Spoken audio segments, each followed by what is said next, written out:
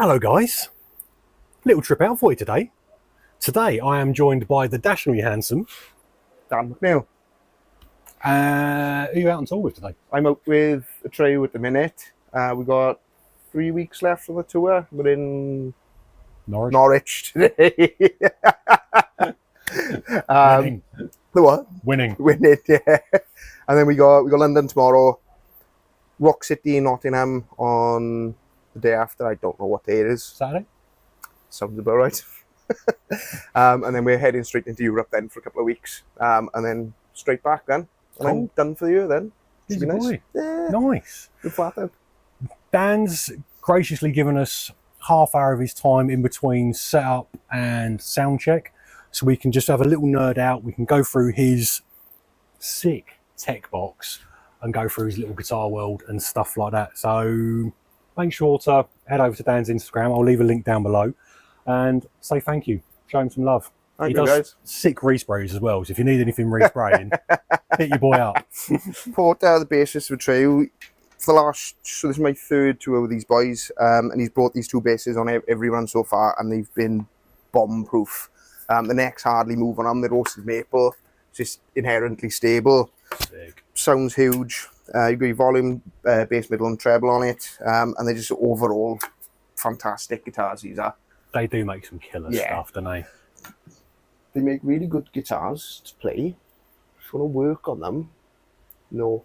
I've always found they're solid if you leave them in one tuning. Yeah. If you want to change anything, then the neck shift and all kinds of stuff. But once it's set up and it's dialed, it's settled. They're happy. Yeah.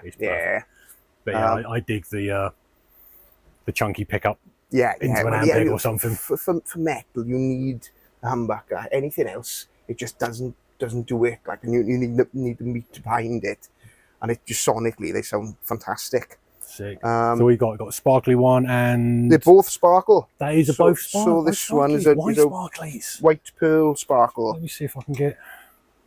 Come in a bit closer. Oh, there we go. That professional. Yeah, they're lovely guitars. These are. Oh, that's the one. That's cool. Nice. So then, Dan is using Kiesel. He's endorsed with Kiesel. He's been with them for a good number of years now. So the first two tours I did with him, he brought his two sushi guitars with him, and they had been gigged to hell and back. So like, you could get them into tune, you could get them to stay in tune, but it would take an age because all hardware was worn. Yeah. To fucking. You can swear, it's fine. To fucking back. But for this run now, he's bought two brand new guitars with him that are almost the same finish as what he was using on the Curse originally. So he was with ESP. He had his blood splatter and a green one. So he's tried to keep it the same for this run.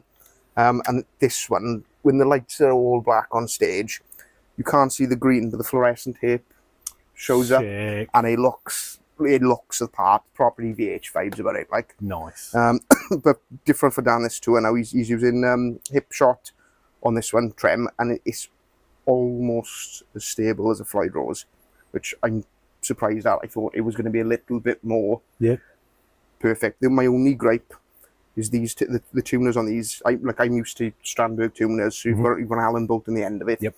So you can precisely tune with them. This is a little bit of a guessing game, and you've got to get it roughly in the ballpark. And 9 times out of 10, you get it there straight away. But then it's a little bit finicky. Yeah, it just needs a little bit more finessing. Yeah. But other than that, lovely guitars. It's very light as well. Damn, that is super light, isn't it? Yeah, bugger all to it. Yeah. Do you know the specs wood-wise and stuff like that? Black limber for both of these. Oh, cool. But the strange thing is, they're almost the same body shape. That one's I'll give that back to you. Ridiculously heavy compared to this one. So this is the blood splatter. Original cool. Floyd Rose, lock-in tuners and nut, which is fantastic. Single volume. Fixed tape to the side. And Dan, he went straight to the Kiesel factory, and they'd sprayed it white first, and then he came in then, and they gave him a set of gloves and the paint, and he did all the blood splatter himself. Oh, nice. And I think he was saying that he did this one, and then Kiesel had 3 others there then that he did as well. so people were able to buy ones of Dan Jacobs as blood splattered that's himself, cool. like, which was really nice. Stainless steel frets on all of them as well, Yep.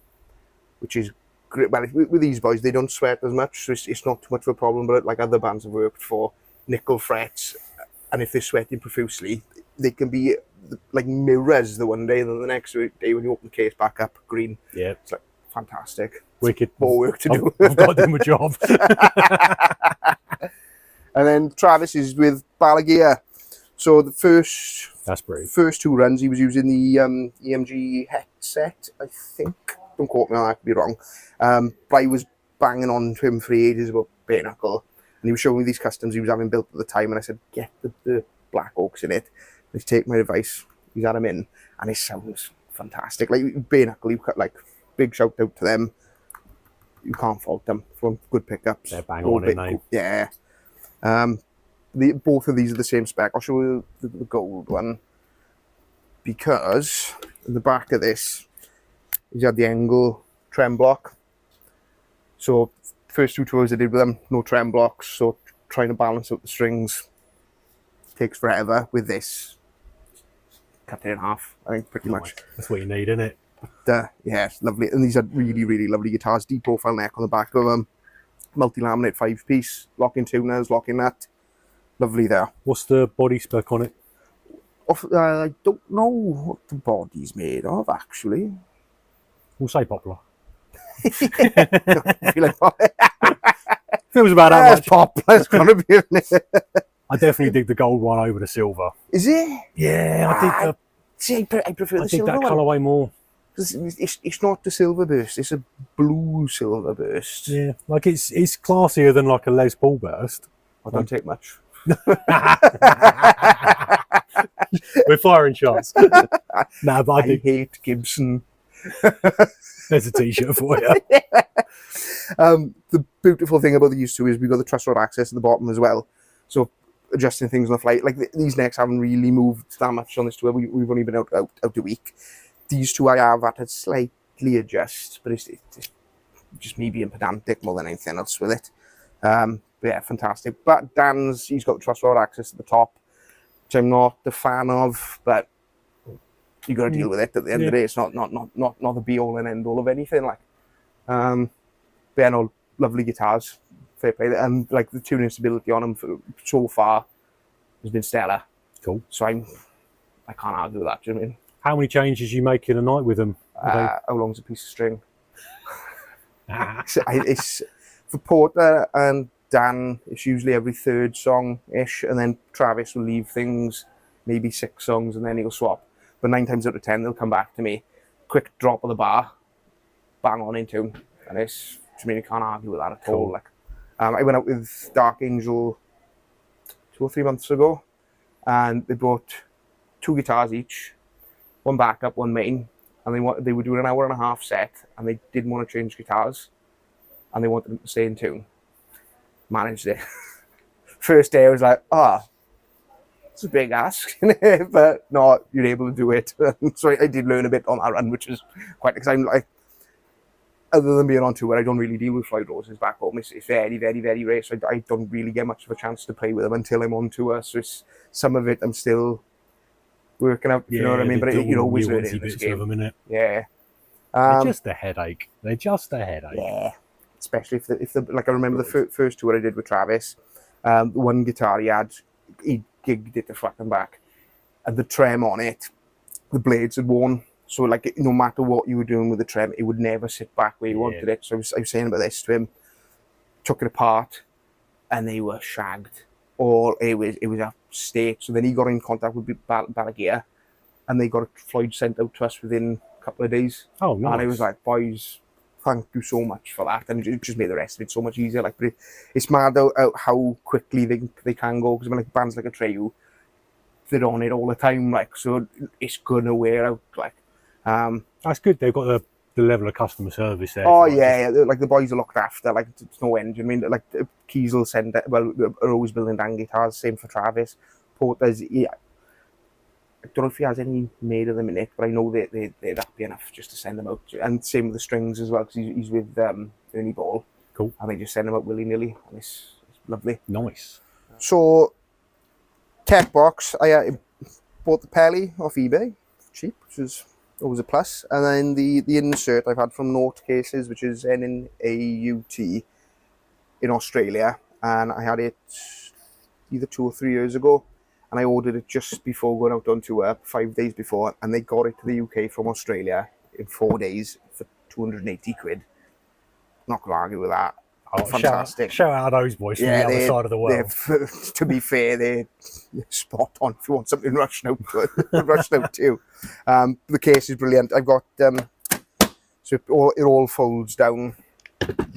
I'm able to fly with this, no problem at all. Everything comes in there lovely, and it just makes my life a lot easier on the road having a proper workstation where I can get the guitar on here, everything's stable. Ish. It's a bit loose, but does the job. But no, it makes my life so much easier. My only gripe with it are these things. So if you've got like a flying V or something on the end of it, I normally have to turn that over, have a towel over the end, and then have the guitar hanging off the edge. But it's not the end of the world. Like, you're a handy boy. You could take them off, put them on some sort of threaded insert. Oh, that's time and effort, man. I'm too fat and lazy for that. Just flip the lid over then. What have you got stashed in it? What cool things? Cool things? Yeah, like let's have a little. I got some lovely purple tape. Yep. My favourite colour. Got box of my Allen keys. With my soldering stuff, all in the one pencil case, see-through, so you can see exactly what you've got in there. Cool. Is that plug-in or are you gassing it? Oh, plug-in, that is, yeah. Shitty Boss tuner as a backup. Can't go wrong with TU2. I don't like them. They're not I've had mine for like... It's the accuracy on 20, them. Because it like 0.5% or something, isn't it? Compared to that, when you're trying to tune on such a small display, whereas with this, you've got every increment all the way up, so especially with Floyd Roses, for the fine adjust on the tuners, you can get this spot on without worrying about it. And it's the same for the intonation, whereas with this, you've got a little bit of leeway either side, so it'll still say green in tune, but it might not be as accurate.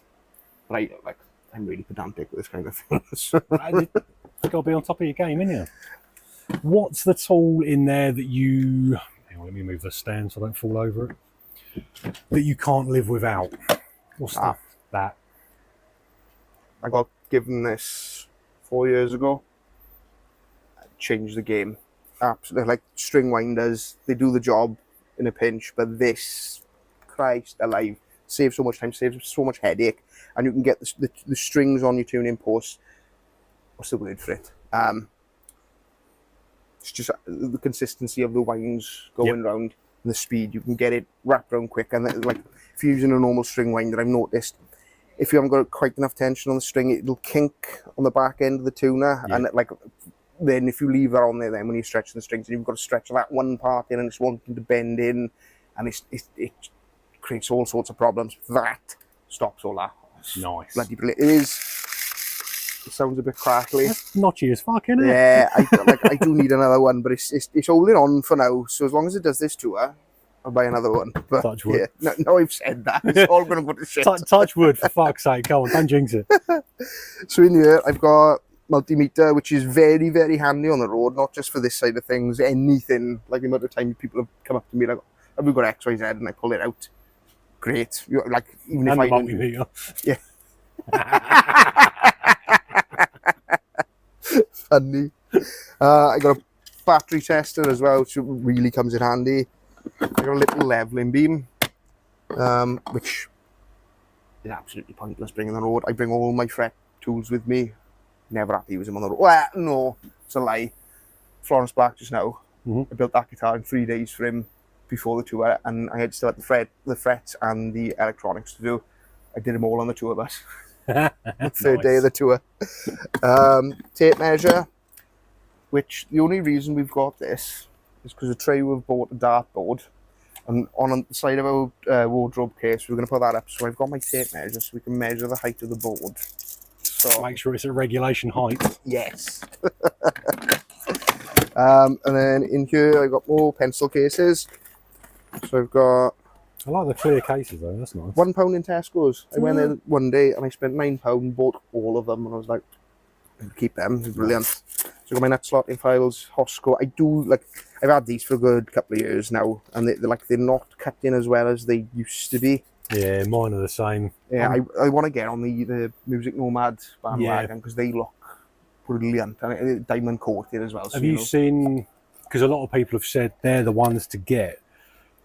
But if you've made the nut, you're fine because you can lower the height of the nut. But if you're just cutting the nut, they can bottom out on the handle itself. But someone's 3D printed new handles for them. Right. So they're like above, they're not clipped over. You've got like a little angle on it. So you can, I'm with you. Yeah, brilliant. You can get them off Etsy, or if you're on the Luth group, I think there's people that 3D sign printed up them. to that. Yeah, get on that. Yeah, Ed's in the shed from Neath. Yeah. He turned me on to it, and I said, "Oh yeah, I'll join this." So I haven't got him to it. Shout out, Ed. Yeah, Ed, good lad. Saved my ass a couple of times.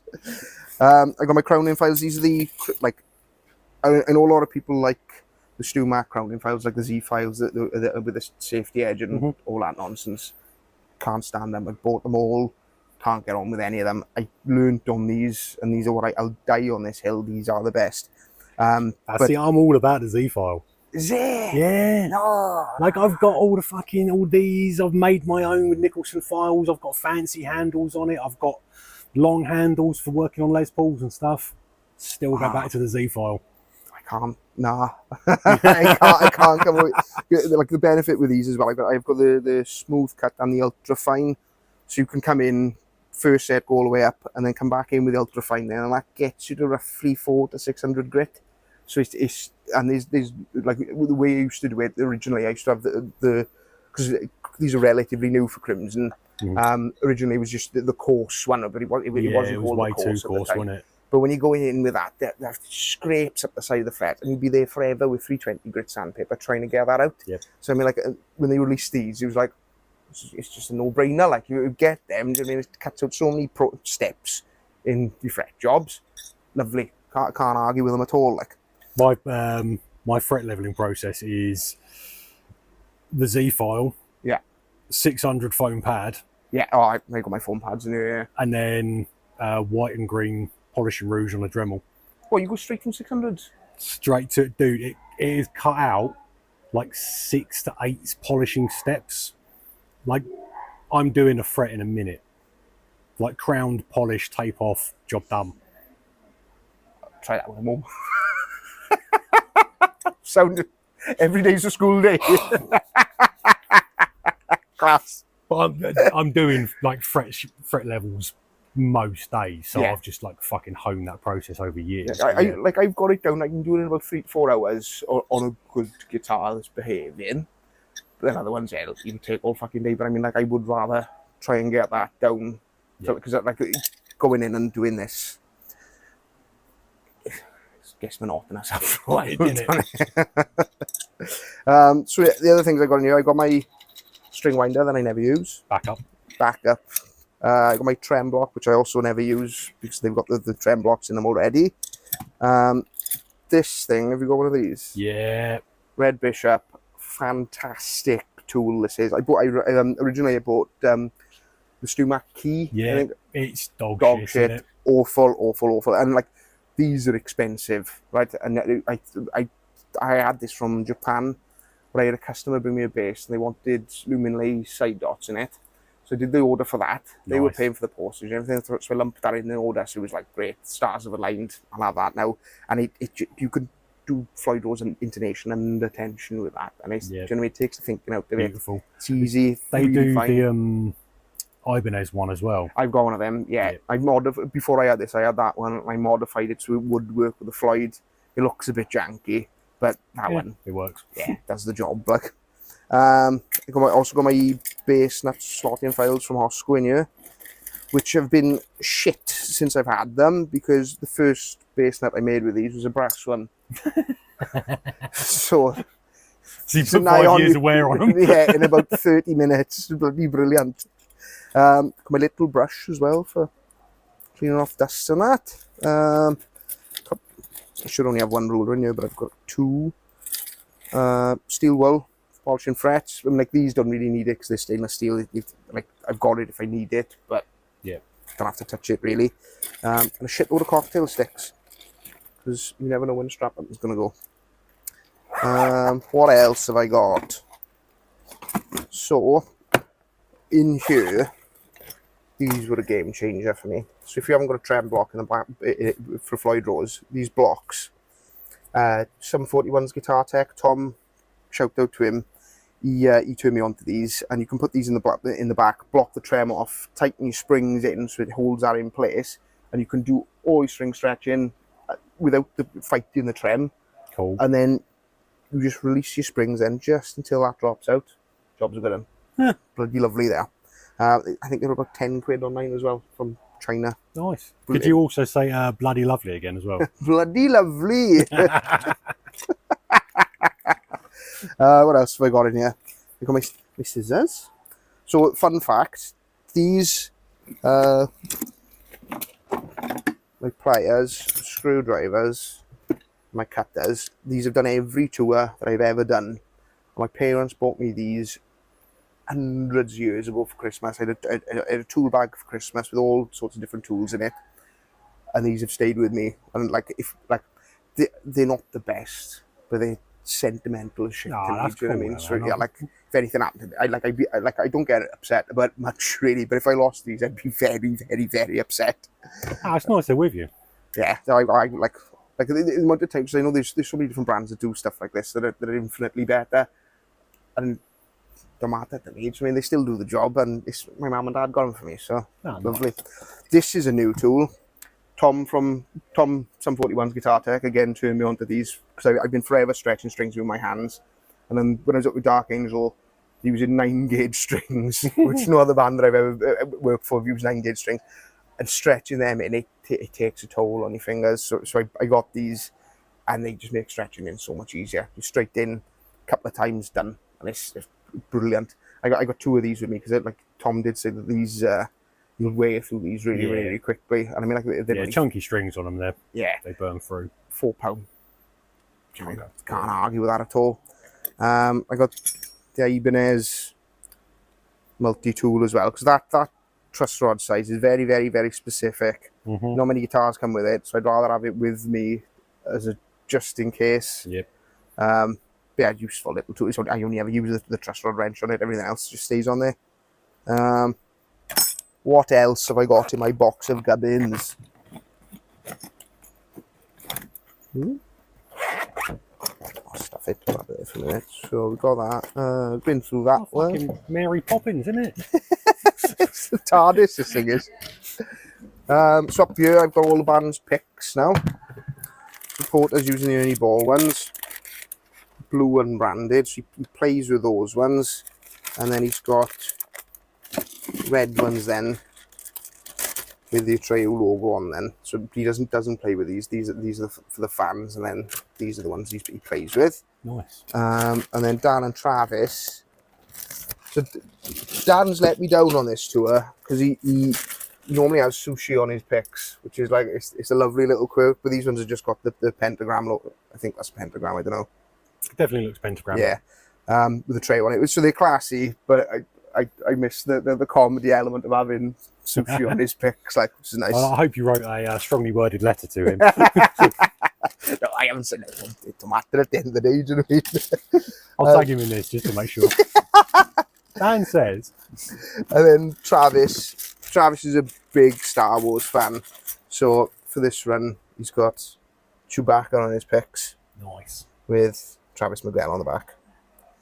There are a couple of other ones in here, like random odd ones I've spotted. The last run he had Darth Maul on him, he had a Stormtrooper's head on him, and I think he had Darth Vader's head on him as well. So like full Star Wars theme, like, that I'm fully on board with that.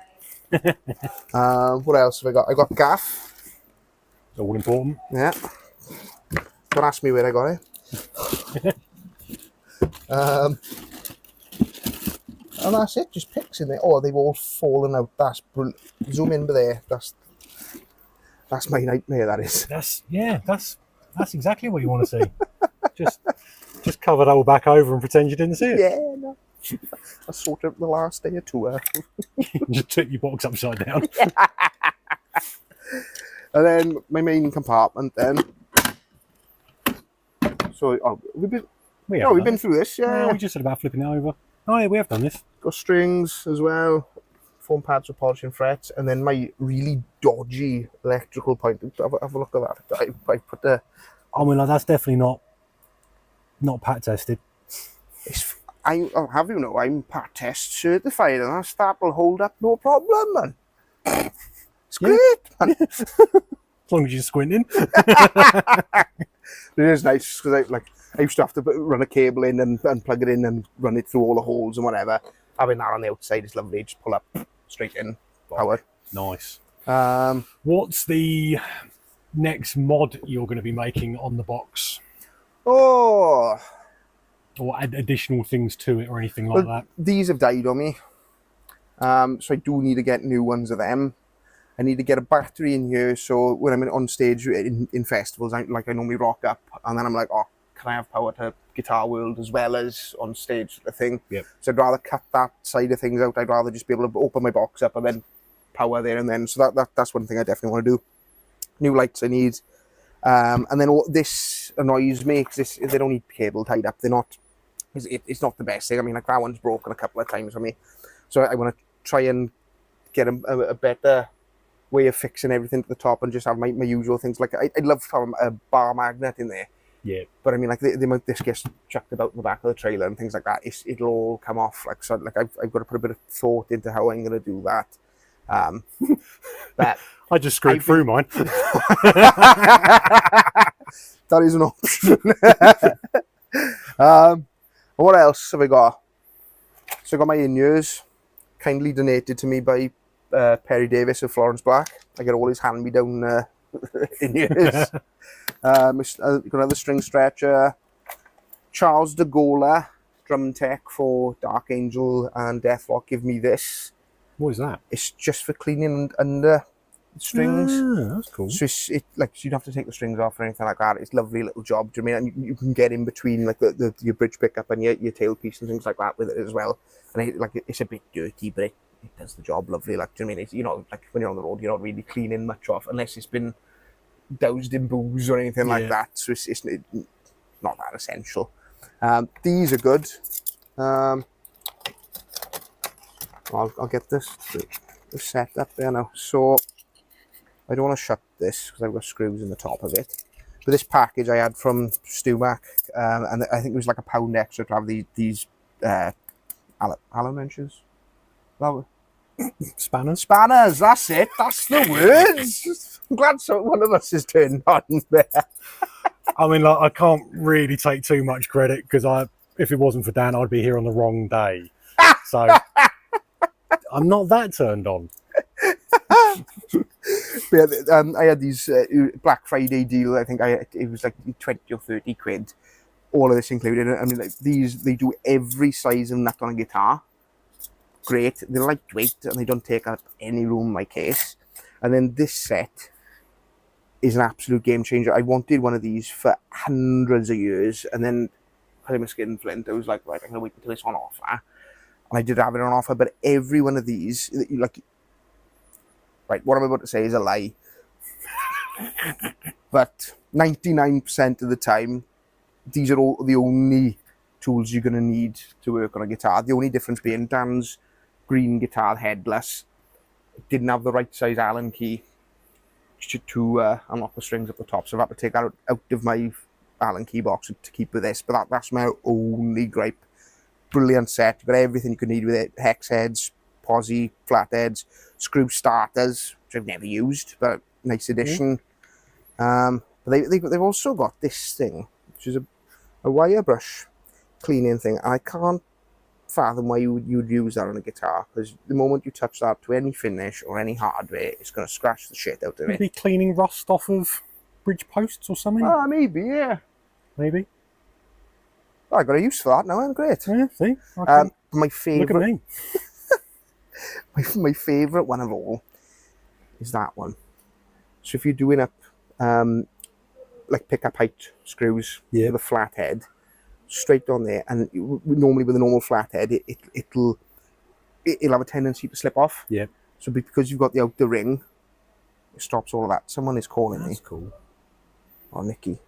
Sorry, but sorry, Nick. I'll call him back in a bit. He'll be fine. Nick will understand. I'm being famous, Nick. Yeah, I'm on TV. Let me have my moment. I might have to pick one of them up. Haven't you got one? Just for that. No, I haven't got one. Oh, but honestly, brilliant. Because that's all you'll ever need.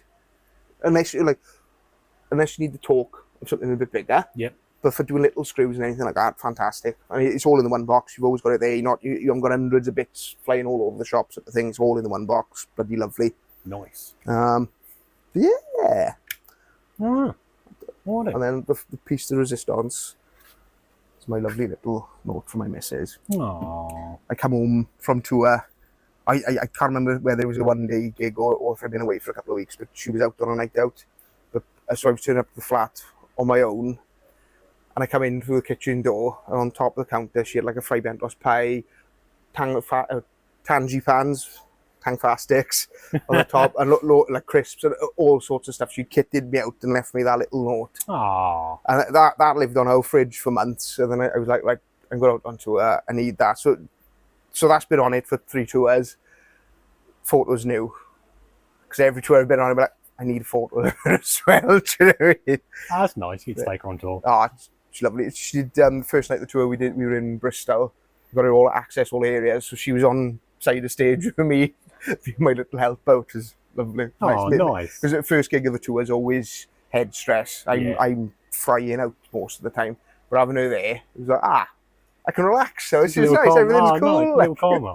That's what you want. Better than drinking like 4 beers beforehand, isn't it? So I just take the edge off.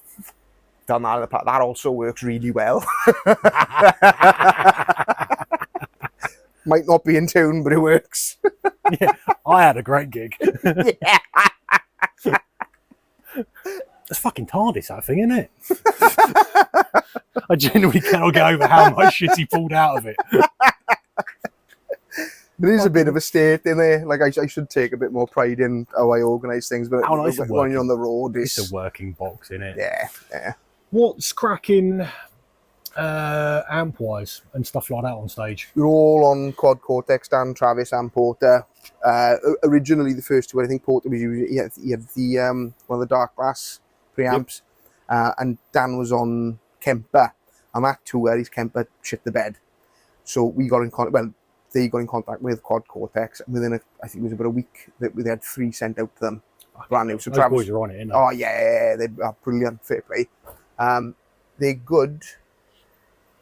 If you're watching this Quad Cortex, put an IEC fucking cable on the back of them, please, because the Christ alive. It takes one little knock on that cable, and you're waiting 2 minutes for it to reboot back up once you put power back into it, which isn't ideal. So they need a fucking sorry, mum and dad. IEC on the back of it because it's a little suggestion box. Yeah. But I can see what they're doing because they've taken off. Everyone's using them now. They're brilliant. But I reckon they've done the Apple thing and they've dumbed this one down so they know get into the market, everyone will be on them, and then when they release version 2, then they'll fix all the problems that they could have fixed at the start of it. But I just got one myself, and I am a Luddite. Don't like technology. Oh yeah. Like I can understand an amp, I can plug it in, I can dial in a sound. That has taken me a minute to get my head around. I'm still working them out. Like the front end sort of things, I can do, but they are. If you want to get technical with them, you can get really, really, really technical. I've seen a bunch of videos and it fries my fucking melon. Like they're sending a dry signal there, and there's a signal going in the front of the house, and there's something else going there, and I'm like, how do I make noise come out of it? Just sort of play guitar, like I don't know. Couple more questions, and I think we're done. We'll leave you to it. All right. How did you get started in all this? I'm very, very, very fortunate. So originally I went down to Crimson Guitars for a 3-month course, and then halfway through they offered me a job in their Lutheran school, which is fantastic. So I worked there for 2 years teaching people how to build guitars. And it's your fault. Yes. Yeah. Funny. But then, so I was teaching, And I was building the kit guitars with them and working on the odd production model, but it like didn't really touch them that often. Then I got made redundant during COVID. Money issues, everyone's the same sort of thing. And then I moved back in with my parents because I lived in Dorset at the time, way down south. Moved back to Wales then, moved in with my parents, and I think within 3 weeks of me being home, I messaged Tristan Thomas from Florence Black saying, any chance you need a guitar tech? Because like I've known Tristan for years anyway, because I used to work local crew in Cardiff and Swansea. Gotcha. And he would be on the odd shift, and we got talking. So there was history there anyway. He knew who I was. Popped in a message. 2 weeks later, he replied saying, "Yeah, you free this weekend?" Sound, yeah, I'll be there. And just the rest is history. I started touring with them about 4 years ago, and it's just they got my foot in the door, and I'm forever grateful for. Because if it wasn't for them, I wouldn't be here. And it's just snowballed off the back of that. Then I've worked with loads of bands now, and it's lovely. Nice. What's right? Last question, and then we'll let you get on with restringing everything. Best day and worst day on tour. Doesn't need to be this tour. Just Best in your day, touring career. Best day so far for me was the last tour I was on with Florence Black. I built Tristan Thomas's main guitar that he used for the entire tour, bar the first 2 shows because the guitar wasn't finished. But yeah, I built it in 3 days, and then I did the frets on the tour bus and the electronics on the tour bus. And it was that first gig he had in his hands, and it just sounded huge. And he was playing in front of 700-800 people. Something that I've made, and I was like, like I've got shivers down my spine thinking about it. Here, like hairs on my legs are standing up and everything. They are as well. You couldn't beat that. And that's the first time I've ever had anyone play any of my guitars on stage that I've seen, and yeah, can't beat that. Worst, that's on wheels. That is. Worst day, broke his fucking leg. Day. Right, there are a few things I could pick from. Right? Can I give you a worst moment? Yeah. It's that moment when you're on a tour bus and you wake up in the middle of nowhere at 7 o'clock in the morning and your stomach's like, you need a poo now. And you're like, all right, where am I? Oh, I'm in buttfuck nowhere. There's no toilets about. What am I going to do? You don't shit on the bus. That's you can pee, you can't poo. So there's rules. That's the one thing I hate about touring. Because like everyone else, they've sorted their body clock out so you can go in the middle of the day. Yeah. Mine's religiously for the last 31 years, every morning on the clock. So I wake up and I'm like, yep. Help. Just shitting in a bag, back of the tour. I haven't had to yet. Right? Not yet. Like I'm anticipating it. But yeah. The worst moment is just waking up needing a shit. Yeah. Nice. I love that's where we're leaving the interview. Yeah. Talking about my bowel movements. Great. On that note. Smashing. Thank you, bud.